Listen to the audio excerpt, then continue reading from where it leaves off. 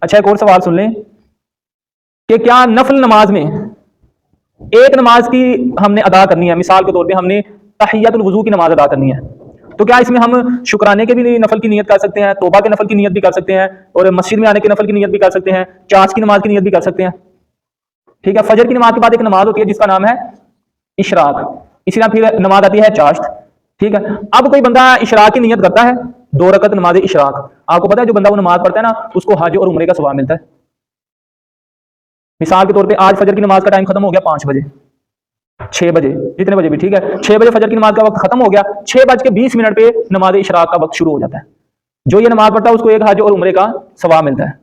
ٹھیک ہے، اب کوئی بندہ کیا کرتا ہے، وہ یہ نماز پڑھنے کے لیے نیت کرتا ہے نماز اشراق، ساتھ میں نیت کر لیتا ہے نماز توبہ. نماز توبہ ہوتی ہے اللہ سے معافی مانگنے کی نماز. ٹھیک ہے، پھر نماز شکر پڑھ لیتا ہے، شکرانے کے نفل، اللہ کا شکریہ ادا کرنے کے لیے. ٹھیک ہے، مسجد میں آیا، اللہ نے توفیق دی، مسجد میں آنے کے لیے اللہ کا شکر ادا کرنے کے لیے نفل. یہ 4-5 وہ نیتیں جو ساتھ کر رہا ہے، نماز ایک ہی پڑھ رہا ہے، تو ساری نمازوں کا اس کو ثواب مل جائے گا.